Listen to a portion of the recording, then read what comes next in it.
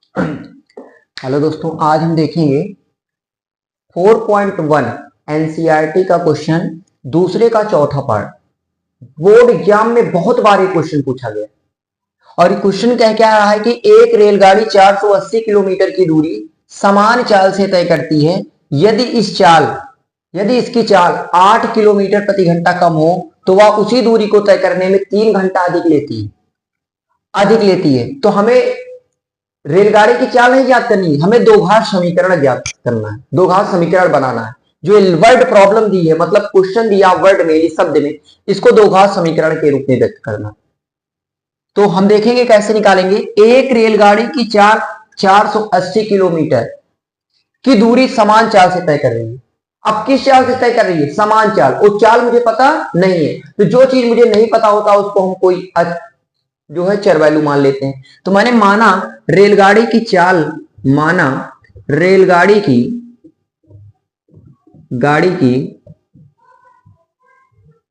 समान चाल बराबर x किलोमीटर प्रति घंटा है।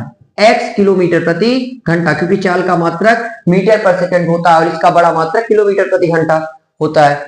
अब कह रहा है कि अच्छा, चाल जब x किलोमीटर है और दूरी कितना है? दूरी 400, दूरी जो है तय कर रही है, कितनी दूरी तय कर रही है? तो 480 किलोमीटर की दूरी तय कर रही है। कितने किलोमीटर की? 480। अच्छा, दूरी तो कम ज्यादा नहीं हो सकती, अपनी स्पीड को हम घटा बढ़ा सकते हैं। जब स्पीड घटे बढ़ेगी तो समय घट बढ़ सकता है, लेकिन दूरी तो वही है। तो 480। तब हम निकाल लेंगे समय कितना लगता है। तो बताओ समय कैसे निकालेंगे। तो समय बराबर, देखो दूरी बराबर होता है चाल गुणे समय। दूरी बराबर होता है चाल गुणे समय। दूरी बराबर चाल गुणे समय। तो समय बराबर जब हम यहां से निकालेंगे तो समय बराबर हो जाएगा दूरी बटे चाल। दूरी बटा क्या हो जाएगा? चाल। तो दूरी कितना तय कर रहा है?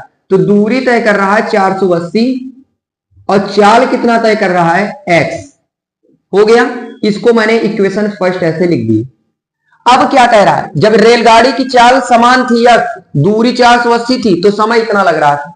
अब कह रहा है यदि उसकी चाल को क्या कर दिया जाए? 8 किलोमीटर प्रति घंटा क्या कर दिया जाए? कम कर दिया जाए। मतलब चाल पहले x थी, कम मतलब माइनस, ज्यादा मतलब प्लस। तो जब कम बोलेगा तो माइनस करेंगे, कौन? पहले वाली चाल में से माइनस कर देंगे जितना कहेगा। तो जो नई चाल आ गई, नई चाल बराबर पहले कितनी थी चाल? x। अब कितना है? x minus 8। दूरी मैंने कहा कम ज्यादा तो नहीं हो सकती, अपनी चाल को घटा बढ़ा सकते हो, लेकिन दूरी को नहीं घटा बढ़ा सकते हो। तो दूरी तो अब भी वही कितनी है? 480। अब हम निकालेंगे यहां से समय। तो समय बराबर अभी मैंने क्या बताया कि समय बराबर होता है दूरी बटा चाल। तो दूरी कितना दिया गया है? 480। चाल कितनी, समय कितना, चाल कितनी है? x minus 8। पहले क्या थी? x, अब कितना? x minus 8। अब समीकरण 1 और 2 को थोड़ा ध्यान से देखो। समीकरण 1 और 2 में समय बराबर समय, तो कहीं समय लिखा हो तो ये लिख सकते हैं कि नहीं? तो हम समीकरण 2 का मान समीकरण 1 में रख देंगे, या जहां समय है वहां हम क्या लिख देंगे? 480 बटा x माइनस 8 लिख सकते हैं, बिल्कुल। तो हम लिख देंगे, जहां समय है वहां लिख दे रहे हैं 480 बटा x माइनस 8। समीकरण 1 और 2 से, समीकरण 1 और 2 से। अब देखो, समय की जगह मैंने क्या लिख दिया? 480 x माइनस 8, क्योंकि समय बराबर ये है और बराबर में क्या चल रहा है? 480x। अब उसने एक बात बोली है, यदि इसकी चाल 8 किलोमीटर प्रति घंटा कम हो तो वह दूरी को तय करने में 3 घंटा अधिक लेता। कौन? जब चाल कम होती है। तो एक बात दिमाग में बैठा लेना कि जब चाल जिधर घटती है उसके विपरीत दिशा में, कम कहेगा तो जोड़ेंगे, जब कम कहेगा तो घटाएंगे, ज्यादा कहेगा तो जोड़ेंगे। तो वहां पर ज्यादा लिखा 3 घंटे अधिक, तो अधिक कहेगा तो जिधर कम होगा उसके विपरीत डायरेक्शन में हमेशा सारा काम, अधिक वाला जोड़ेंगे, कम रहेगा तो घटाएंगे। तो विपरीत डायरेक्शन कौन हुई? ये वाला। ये बात को हमेशा ध्यान देना। अब प्लस का इधर आएगा तो माइनस हो जाएगा, 480 x माइनस 8, और ये प्लस का इधर आएगा तो 480 x बराबर में क्या चल रहा है? 3। अब इसका हम एलसीएम लेंगे तो x और x माइनस 8 का एलसीएम क्या आएगा? x minus 8।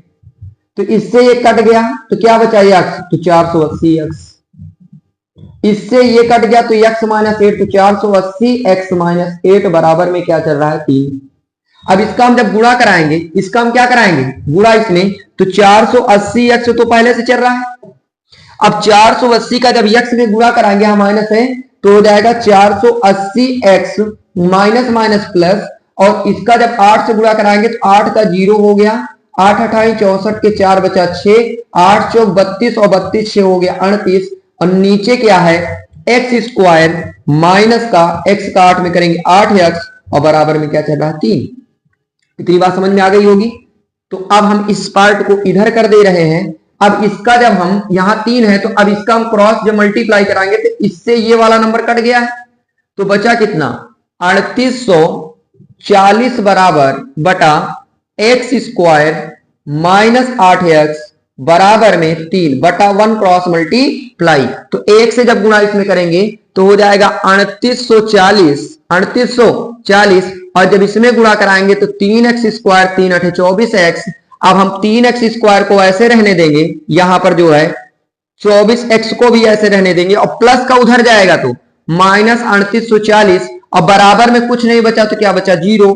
3 पूरे में क्या है कॉमन, देखो 3 एक कम 3, 3 8 24, 3 एक कम 3, 3 दूनी 6, 3 8 24, 3 कॉमन लेंगे तो एक्स स्क्वायर 3 8 24x, 3 एक कम 3, 3 दूनी 6, 2 बगल गया 3 8 24, 0 बराबर ये जो चीज गुणा में होती है बटा के उस साइड जाएगी, भाग करेगी, तो जब 0 में 3 से भाग करेंगे तो आंसर क्या आएगा 0।